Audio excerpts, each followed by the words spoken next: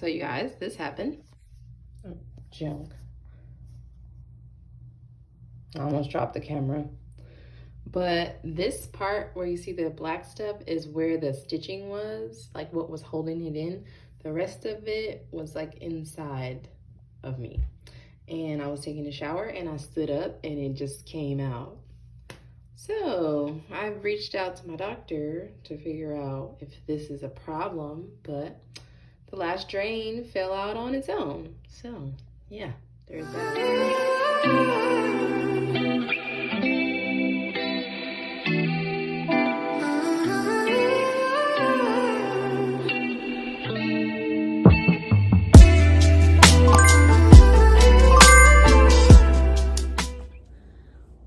Hey guys, it's me again, Miller the Wanderlust. Thank you for clicking on this video. Please go watch the others. Like, comment, share, subscribe if you like what you see. There's more to come. But welcome.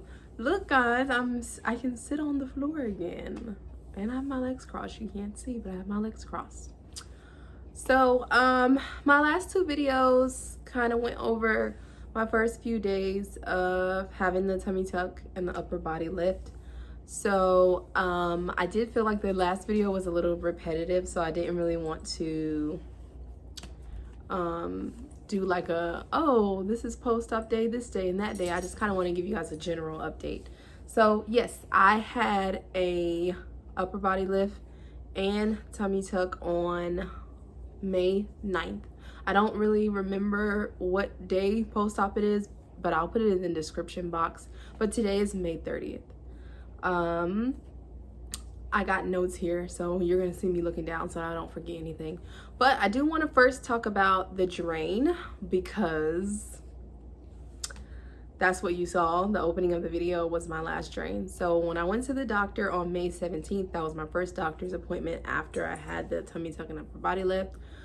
They took out 3 out of the 4 drains. I had a drain under each boob, and then I had a drain coming out of each side of the top of my vajayjay. So the one on the left side was still draining like quite a bit, so they left that one in. But one day when I was in the shower, I had been taking my showers where I was sitting down on the ledge in my tub and washing, and then kind of standing up and rinsing, and then washing and then standing up and rinsing. The last time that I stood up, maybe about a few days after the first drain, the first few drains got taken out, the last time that I stood up to rinse for the last time, the drain came out like on its own. I actually didn't even feel it, which is weird, because when they took the other drains out, it felt like a snake. Like they cut the stitch and they pulled it out, and I could literally feel it coming out of me like a worm. But when this one fell out, I didn't feel it at all. I just heard it hit the ground. So I was just standing in the shower looking down at it like, oh my goodness, that was my last drain. So it fell out on a Saturday. I don't remember the date. I probably could look at it in my phone, and I'll just put it at the bottom of the screen right here. But it was a weekend, so I know I had to call the office, and their voice message machine leaves numbers of each doctor. Like, if you need to reach this doctor, then call this number. So I actually had to text my doctor. Well, I left him a voicemail, and then he texted me, and he told me that he was in an area where it was loud. And so what's the problem, basically? So I told him the drain fell out. I told him like how much it was draining as to why they left it in. And he pretty much told me just bandage the area where it fell out, and you should be fine. Just make sure you stay compressed as often as possible and as tight as you can get your compression to keep on pushing the fluid out. So I did bandage that area for like the first few days after it came out, and the gauze that I had on it would have fluid on it, but after a while it stopped. So I haven't had any issues with like me feeling like I have fluid on me or with that area. So I guess whatever he told me to do was fine, because I still am fine and feeling fine. The office that I got my tummy tuck surgery at is Sweetgrass Plastic Surgery in South Carolina, and my doctor was named Dr. Bossert. He specializes in doing plastic surgery for people who have lost a lot of weight. So if you guys decide to go to him, DM me. My Instagram is in the description box as well, and I will give you my name to use me as a referral. So now I want to talk about funding. So when I first decided that I wanted to have the surgery, I want to say that I applied for a care credit loan. If I look it up and realize the name is different, I'll also put that on the screen. But they actually did not approve me, but I want to say that when I got my taxes, first of all, when I took the job that I have now in the airline industry, I did take a pay cut. So I had, over the past year, been using like more of my credit cards and stuff like that to get adjusted to the lesser pay that I took. Because, you know, airline industry is all about seniority. You have to work your way up to the pay. But I'll talk about that in another video. So when I got my taxes, I paid off everything, like all credit cards. So everything that I could think of that needed to be paid off, I paid it off. And I put some money to the side for savings, etc., for emergencies. So after I did all that, of course, that boosted my credit score. And I went back and I applied with a company called Patient Fi. And what's weird is, like, I don't even know if they ran my credit. I just know I told them, this is the procedure that I'm getting. This is the amount that I need. And they told me, okay, we can approve you for this amount. This is how much your monthly payments are going to be for however many years. You could pay it off early to avoid the interest, but the only thing with them is your payments do come out automatically. So you have to provide them with your routing and account number for your payments to draft automatically. So they approved me. I gave my account number from them to the plastic surgery office, and they did their whole transaction during my pre-op appointment, where they got their payment from Patient Fi, and then now the payments draft out of my account monthly. The first payment came out on May 22nd, and it was for $225. So that was the lowest amount that I could pay monthly, and I did choose the lowest amount just to be safe. But honestly, I probably will pay it off early so that I can knock off some of the interest. So when I went into surgery, my weight was 208. My Mother Nature had went off the day before surgery. I was so glad that it went off. But I tend to gain weight because I'm just more hungry and I eat more when my cycle is on. And then I'll always have like a lot of water weight too. Because before that, when I weighed myself, I was 202.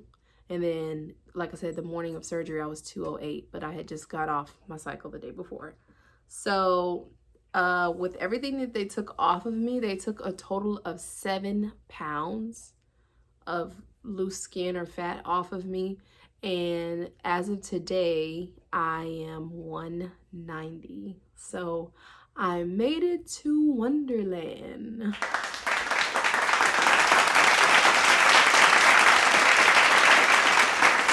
So if you guys follow like the VSG community, then you'll know that when they call it Wonderland when you get back into the 100s. So I'm officially 190. I think I'm gonna maybe try to get down to 185. But to be honest, I'm gonna show like the way I look at the end of this video. And I'm not really sure where else I could lose fat from. So now that they've taken the skin and the fat off my back and my stomach, you're gonna see like it kind of curves like this, and then it's literally my bones, and you'll see what I'm talking about when I add those clips in. I do have some arm weight. Look, so can I lose 5 pounds out of this? Maybe, but this is a lot of loose skin too. Maybe I can lose 5 pounds out of my boobs, who knows. But yeah, so I'm officially 190. So that actually makes a total of 120 pounds that I've lost since having VSG in 2018. So I also want to update you guys on my gallstones. So I have absolutely no idea if I've gotten rid of the gallstones, but what's weird, because I was, taking a little, I can't even remember, but yeah, so I'm officially 190. So that actually makes a total of 120 pounds that I've lost since having VSG in 2018. So I also want to update you guys on my gallstones. So I have absolutely no idea if I've gotten rid of the gallstones, but what's weird, because I was, taking a little, I can't even remember what it's called, but I'll plug that name in here too. But I was taking a dropper that I got from Virginia Beach. My grandma works at a holistic store, and dropping that into my drinks and drinking it, and it's supposed to break your stones down. I was taking bile salts. I was taking apple cider vinegar. I was doing all these things before surgery to try to get rid of my gallstones. And since I've had surgery, I haven't had any gall attacks or any gall pain, which is completely weird to me. So I'm like, well, maybe I broke the stones down, or maybe my body is so busy focused on trying to heal these wounds that it doesn't have time to focus on my gallbladder right now. I have no idea, none.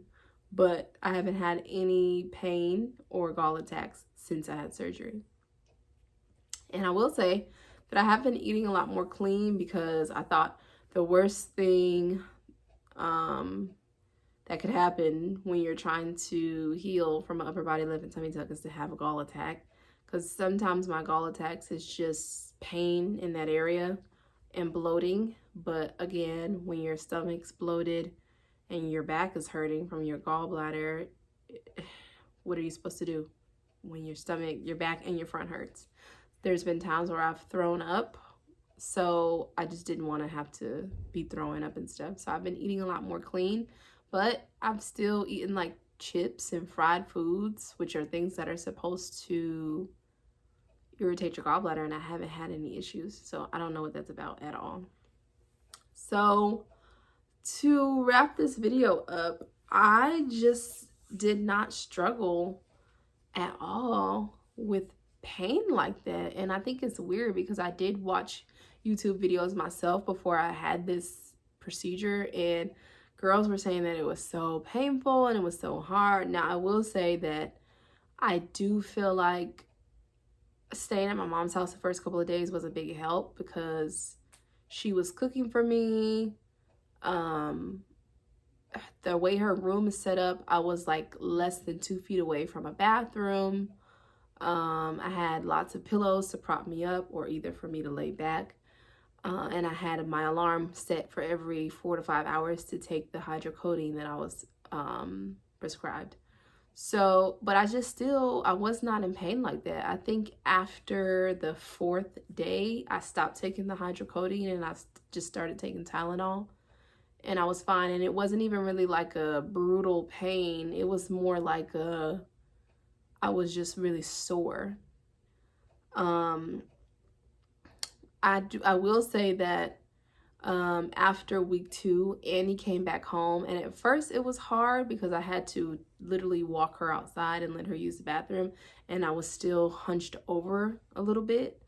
But now I'm standing completely straight up, so it's easier to walk. Because with me being hunched over, it was like it would make my back hurt. So, but still not like surgery pain, just like general back pain from being hunched over. But now I'm standing straight up. So walking is fine. I went to my little brother's graduation on Friday, and I had to do a lot of walking to get into the area where it was. And I was 2 weeks ago. I'm out of breath, y'all. 2 weeks ago, I was here at the Coliseum for my graduation. Now I'm back for Dylan's graduation, but I just had surgery, and I walked all the way from my car up here and I'm out of breath. But goodbye. The only thing I will say is I'm tired of having to sleep on my back. I still can't lay on my stomach. It's too tight. I'm not fully comfortable when I lay on my side because my stomach is still very tight. And I can't lay completely flat on my back either because it's still so tight that my legs won't go all the way down. Like, I got my face waxed the other day and I had to have my legs up like this because my stomach was still too tight for me to just lay flat. So the recliner right here that I rented is actually going back to Rent-A-Center on June 2nd. So it'll be interesting to see how I do once they take the recliner back. To be honest, I've been going back and forth from sleeping on my couch in the recliner. I've been sleeping on the recliner more because my period is about to come on again, so I've been having a lot of lower back pain, so it's just better to stretch out on the recliner. I am tired of being compressed, but I will say that I took my compression off for 2 days. One of those days I was washing it, and then the next day I was just being lazy and I didn't want to put it back on. And it seemed like I started regressing as far as like standing up straight, because I was standing up straight, but then when I had the compression off, I was back to being hunched over. So then when I put the compression back on, I was up straight again. So I was like, what the hell? It was so weird. But other than that, I'm doing great. I've been back to work for a week and I can't really think of anything else. If you guys have questions, comment down below or DM me on Instagram. And yeah, that's it. Oh wait, stay tuned for me to show you the progress on my wounds. I'm gonna add those clips in right here. All right, I'm trying to show y'all without showing too much. First of all, there's this. All the clothes that I had before, they're flooding near the crotch, which is so ugly to me. But let me turn sideways. See how flat I look. Flat, you know, got a little something back there, not too much. But I'm gonna try to show y'all without showing all my business. But I still have medical tape on. But if you go back to the video where I made the announcement, you can see that it's so much flatter than it was. I had like 2 titties right there and there. And honestly, I kind of wish that he would have took a little more off here. Some of my medical tape has come off so you can actually see the scarring. But he did say that if he made it too tight right there, that I wouldn't be able to lift my arm. So when I lift my arm, it actually looks flatter. Same thing with this side. Oh, actually there's some more tape I need to trim. But you can see the scar. And like I said, I kind of wish that he had took more of this. But when I lift my arm, it's flat. And he did say if he had made that too tight, then I wouldn't have been able to lift my arms. All right, so I had stopped recording to take the binder off, but there's me from the side again. This part to me is the most worrisome because that's where they say you can get the dog ears. To be honest, as it heals, it's supposed to flatten out, but I'm not sure. And then it comes around to the front. Most of my medical tape has come off on its own, but they did say whatever hasn't come off. I have an appointment on Wednesday, so whatever hasn't come off, they will take it off themselves.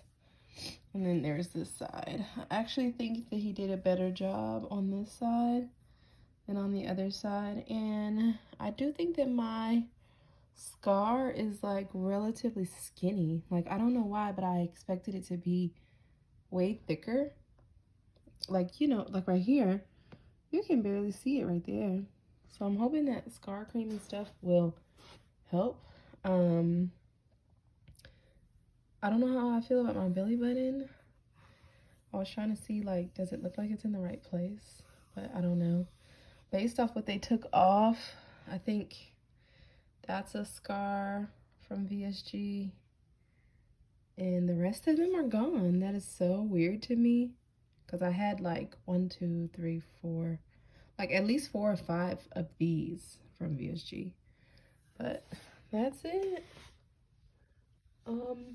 Trying to stay compressed. And these is like, I thought this looks so weird because it kind of like goes in. But that's actually my bone right there. Like that's a bone. This is a bone. This is a bone. So I was like, well, I guess there's nothing you can do about that if your bone is there. So, whatever. All right, again, thank you guys so much for watching. Like I said, like, comment, share, subscribe. I thank you for all my new subscribers and viewers. I appreciate you being here. Again, if you have any questions, comment down below or DM me on Instagram. All of that is in the description box.